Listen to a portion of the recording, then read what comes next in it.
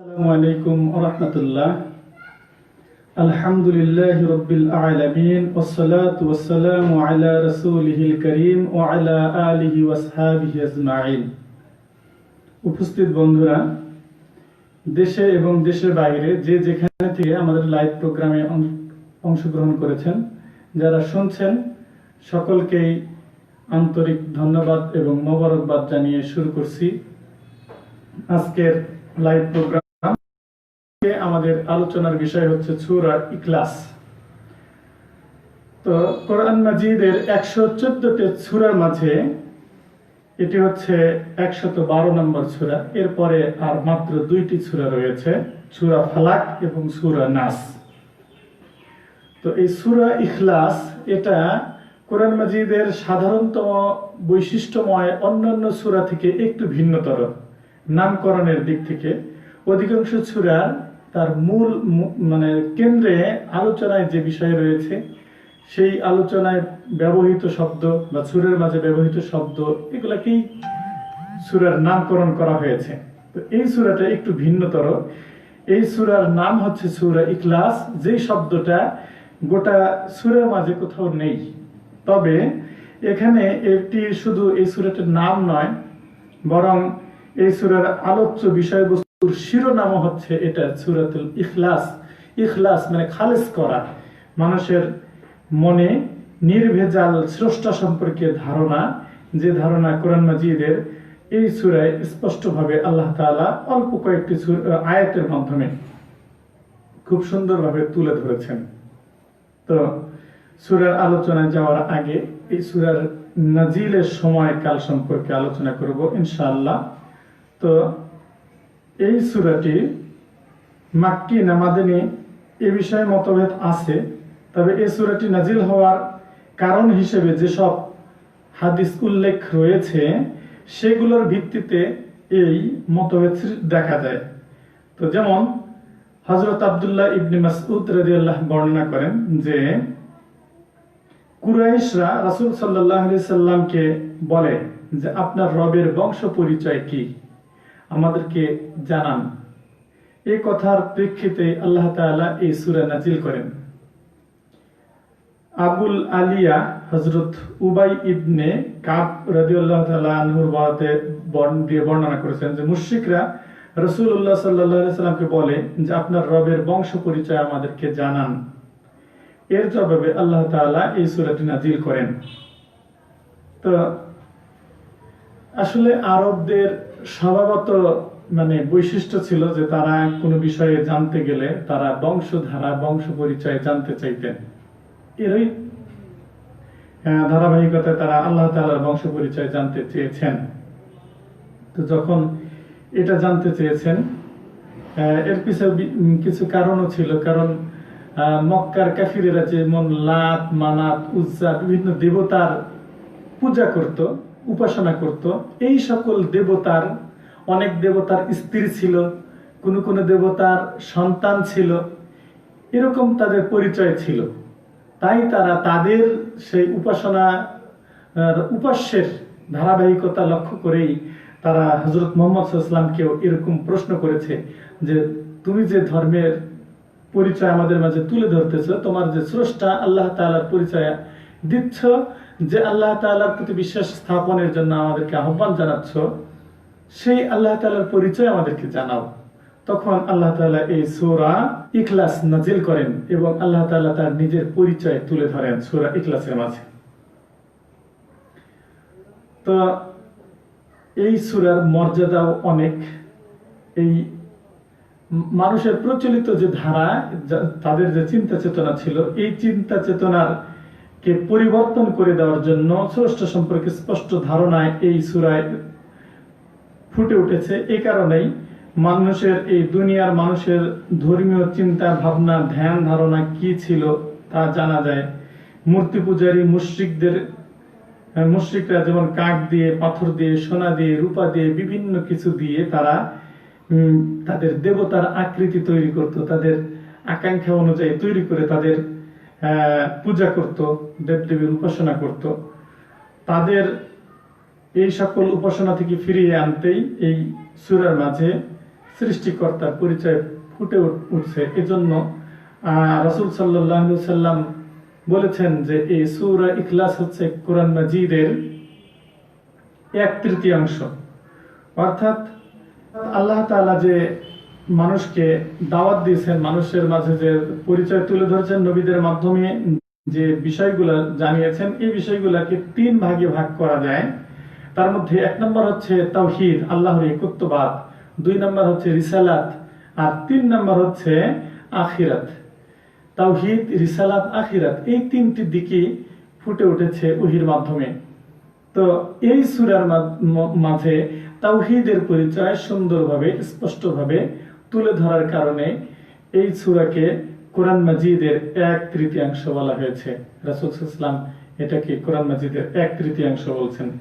এবং মানুষ সচরাচর তারা তাদের দেবতা স্রষ্টা সম্পর্কে যে ধরনের ধারণায় লিপ্ত ছিল, তাদেরকে সেই ধারণা থেকে মুক্ত করার জন্য, পবিত্র করার জন্য এই সূরার মাঝে যে পরিচয় ফুটে উঠেছে, এটা যেন মানুষের অন্তরে গেঁথে, এই সূরাটা যেন বারবার তিলাওয়াত করা হয়, মানুষ যেন আকৃষ্ট হয়, এই জন্য এই সূরার গুরুত্ব রাসূল সাল্লাল্লাহু আলাইহি ওয়াসাল্লাম অনেক দিয়েছেন।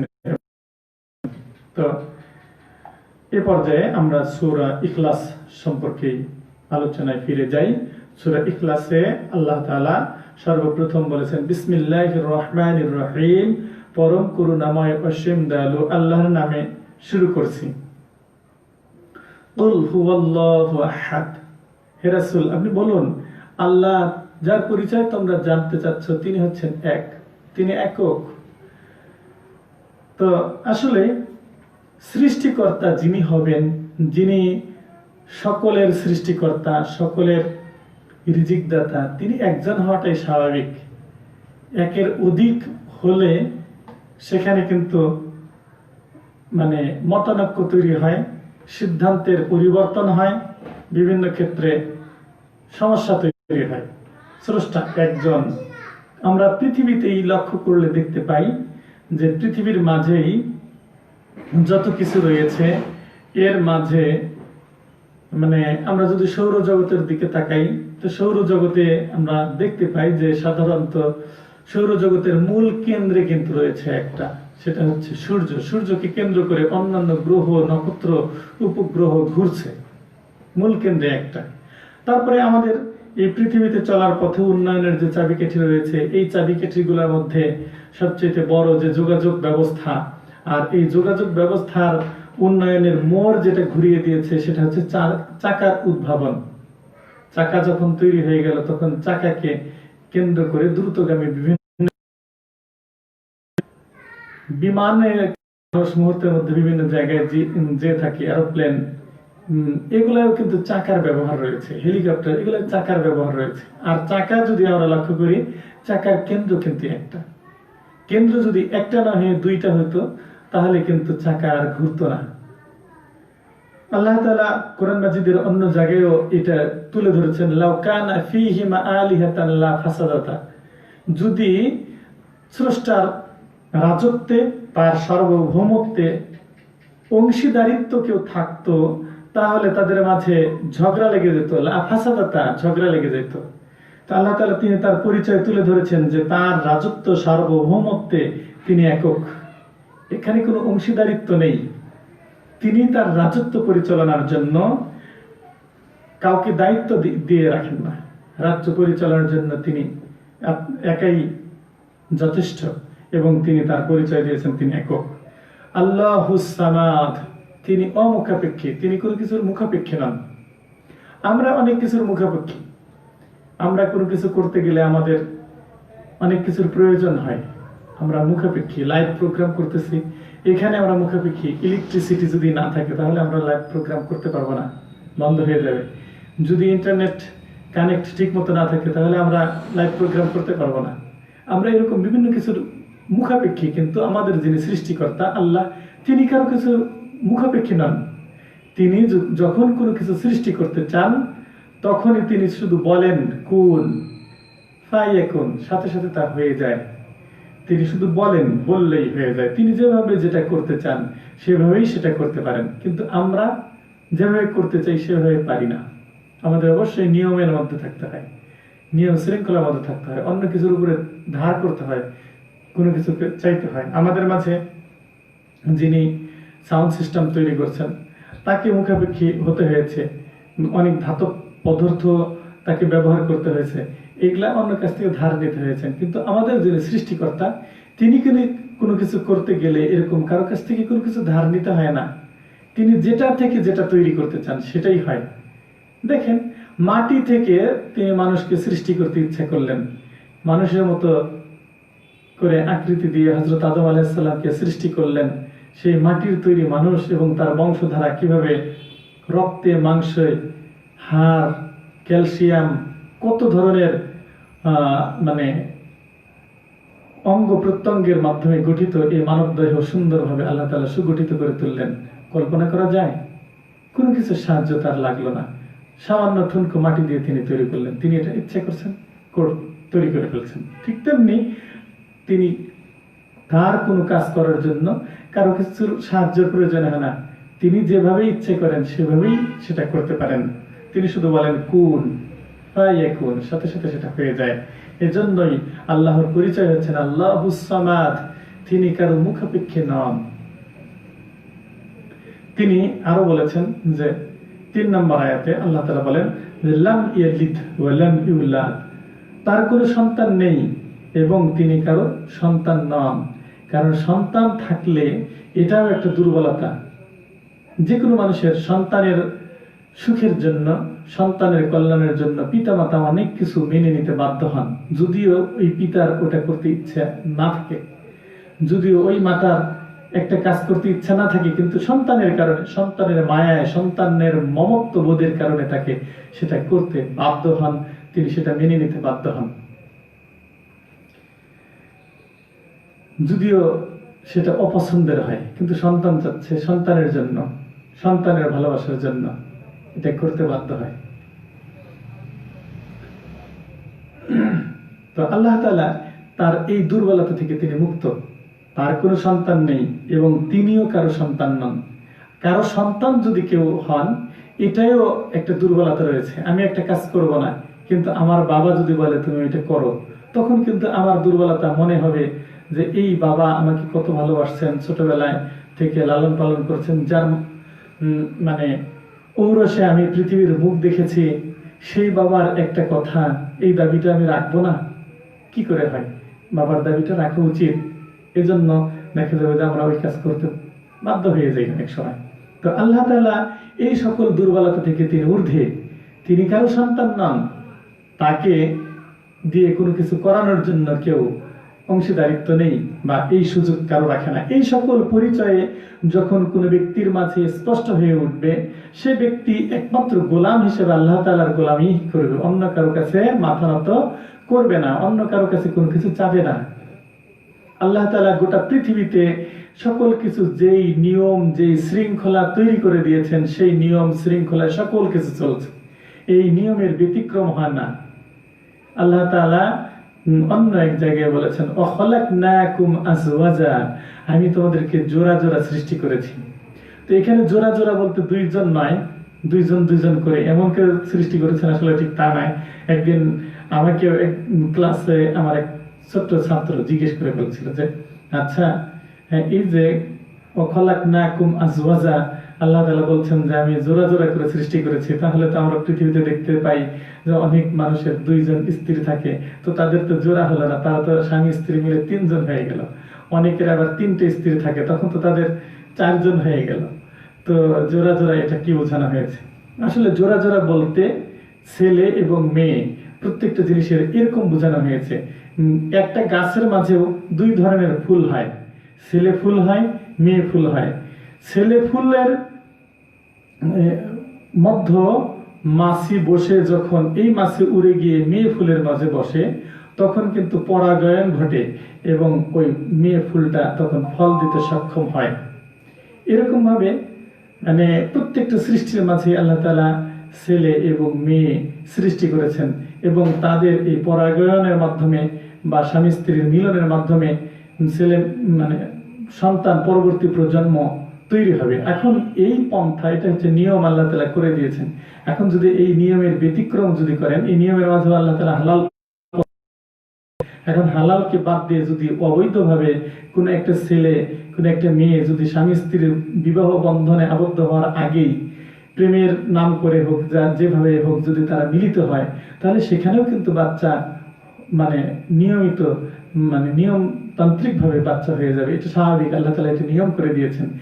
করে দিয়ে তিনি বৈধ পন্থা শিখিয়ে দিয়েছেন। এখন বৈধ পন্থায় যারা করবে তারাই, যেমন আমরা ভাত খাই, ভাত হালাল, চাল থেকে ভাত খাওয়া হালাল, গরুর গোশত খাওয়া হালাল, এরকম হালাল যে খাবারগুলো রয়েছে, খাদ্যগুলো রয়েছে, এগুলো হালাল।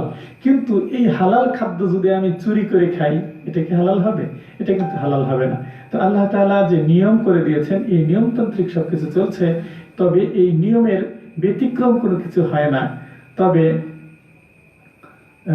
নিয়মের মধ্যেই যখন চলা যাবে তখন এটাকে হালাল করেছেন, এবং নিয়মের বিপরীত যখন করব তখন এটাকে গুনাহ হিসেবে আল্লাহ তাআলা সাব্যস্ত করে দিয়েছেন।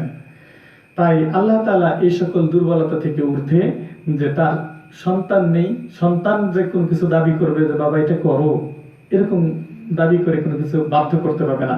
আবার তার পিতাও নেই, এ কারণে পিতাও অনেক সময় সন্তানকে দিয়ে অনেক কিছু করতে বাধ্য করে, কিন্তু আল্লাহর এই ধরনের দুর্বলতা নেই। তার পিতাও নেই, তিনিও কারো সন্তান নন, অর্থাৎ তার রাজত্ব, তার প্রভুত্বে কোনো অংশীদারিত্ব নেই। ওয়ালাম ইয়াকুল্লাহু কুফুয়ান আহাদ। আর কেউ ইবাদত বন্দিগি করে মানে আল্লাহর প্রিয় হয়ে হয়ে তার অংশীদারিত্বে সাব্যস্ত হবে, এটাও হতে পারবে না। তিনি শেষ আয়াতে এটা বলে দিয়েছেন যে ওয়ালাম ইয়াকুল্লাহু কুফুয়ান আহাদ, কারো সাধ্য নেই যে তার সমতুল্য হয়, তার সমতুল্য হওয়ার ক্ষমতা কারো নেই। এই জন্য সৃষ্টিকর্তার সেই সৃষ্টির মাঝে যে একটা পার্থক্য রয়েছে, এই বিশাল পার্থক্য, সৃষ্টিকর্তার প্রভুত্ব, এই ক্ষেত্রে আমাদেরকে স্পষ্ট ধারণা রাখতে হবে। এই ক্ষেত্রে ভুল করা যাবে না। আল্লাহর সাথে যারা শরীক করবে, এটাকে শিরক বলা হয়। এই শিরকের গুনাহ আল্লাহ তাআলা ক্ষমা করবেন না, এটা বড় ধরনের গুনাহ। সূরা লোকমানে মানে লোকমান তার ছেলেকে যে আদেশ দিয়েছিল, তার মাঝে এটা একটা আদেশ, আল্লাহ তাআলার এটা পছন্দ হয়েছে। তিনি তুলে ধরছেন যে দেখো, সে লোকমান যে জ্ঞানী হিসেবে তোমরা তাকে সাব্যস্ত করো, সেও বলছে ইন্না শিরকা লা জুলমুন আযীম, নিশ্চয়ই শিরক হচ্ছে বড় ধরনের জুলুম। অর্থাৎ শিরক থেকে বেঁচে থাকতে হবে। আল্লাহ তাআলার রাজত্বে, আল্লাহ তাআলার প্রভুত্বে কোনো অংশীদারিত্ব নেই, এই অংশীদারিত্ব সাব্যস্ত করা যাবে না।